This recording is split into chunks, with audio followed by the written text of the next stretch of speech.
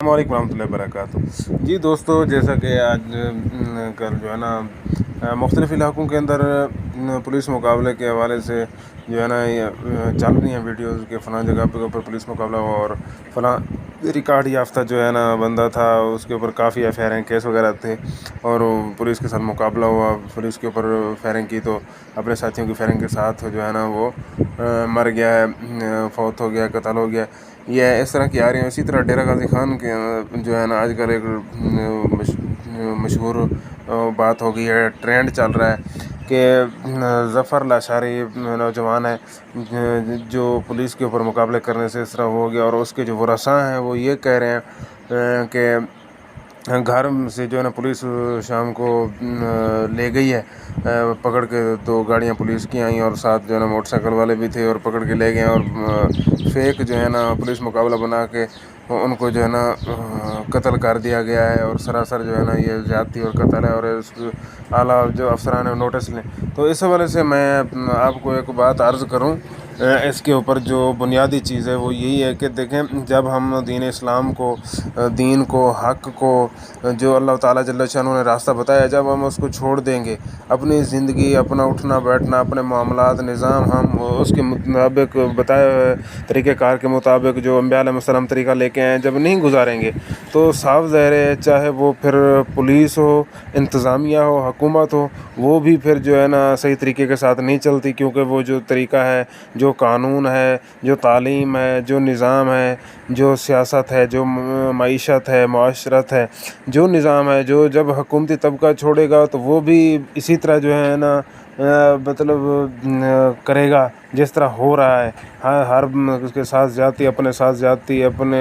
ماتحت کے ساتھ زیادتی، اور نیچے عوام کے اوپر بھی، اور عوام بھی جب دین اسلام کے طریقہ کار کے اوپر بتائے ہوئے مطابق نہیں چلے گی تو بے یار و مددگار اس طرح مرتی پھرے گی، اس طرح ذلیل خوار ہوگی، اس طرح جو ہے نا ناجائز قتل ہوتی رہے گی، اور اس طرح ہی جو ہے نا ان کا انجام ہوگا، کیونکہ جب ہم اللہ تعالیٰ جل شانہ کے طریقہ کار کے مطابق نہیں چلیں گے، جو تعلیمات ہیں، جو طریقہ کار ہے، جو نظام ہے، وہی صرف رحمت ہے۔ تو دیکھیں،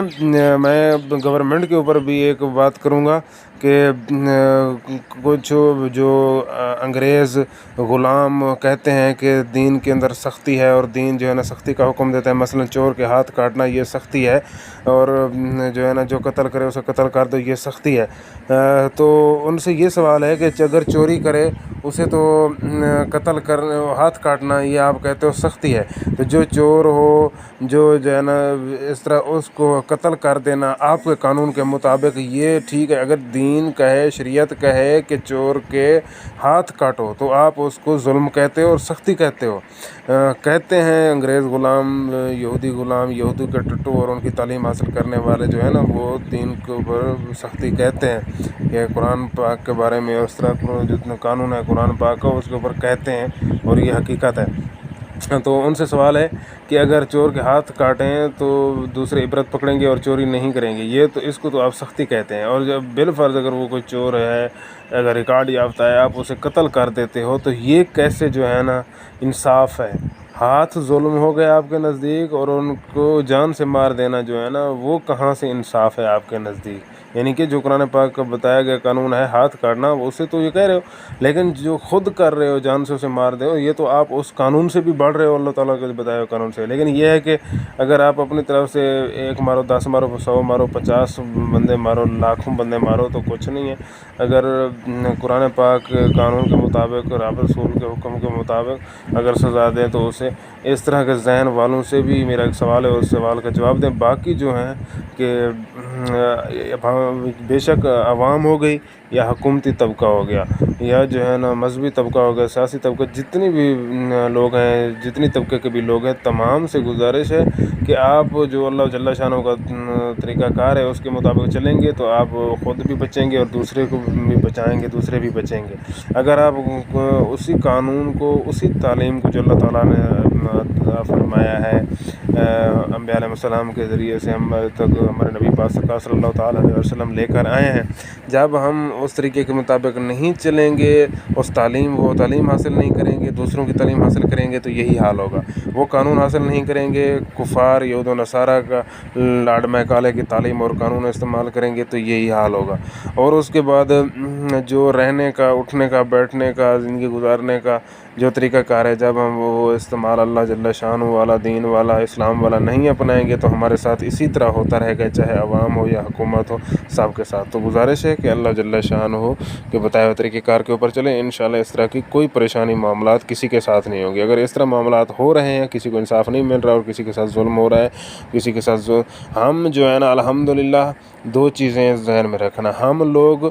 ظلم کے بھی خلاف ہیں، کسی بندے کے اوپر ظلم نہ ہو، اور ہم جرم کے بھی خلاف ہیں۔ اگر کوئی جرم کرتا ہے، چاہے عوام میں سے کوئی جرم کرے یا حکومت میں سے کوئی جرم کرے، ہم اس کے بھی خلاف ہیں۔ اگر کوئی جرم نہیں کر رہا، الٹا اس کے اوپر طاقتور لوگ جو ہے نا اس کے اوپر ظلم کر رہے ہیں، تو ہم ظلم کے بھی خلاف ہیں اور جرم کے بھی خلاف ہیں۔ یہ باتیں ذہن میں رکھنا، یہ نہیں کہ ہم حکومت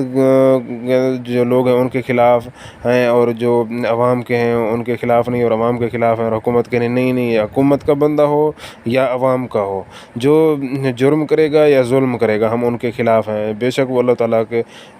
قانون کو نہیں مانتا، تعلیم کو نہیں مانتا، تعلیم کے اوپر نہیں چلتا، تعلیم حاصل نہیں کرتا، تعلیم کو نہیں مانتا، قانون کو نہیں مانتا، نظام کو نہیں مانتا، چاہے وہ جس محکمے سے بھی ہو، ہم قلبی طور اس کو نہیں مان سکتے، مجبوری ہے، مجبوری کے تحت تو مان رہے ہیں۔ اللہ تعالیٰ یہ مجبوری بھی ہم سے دور کر، اللہ تعالیٰ جل شانہ کے پاس طاقت ہے، وہ اللہ تعالیٰ ہمیں آزاد فرمائے، اللہ تعالیٰ دین و اسلام والی تعلیم، قانون، معاشرت، حکمران نظام عطا فرمائے، آمین۔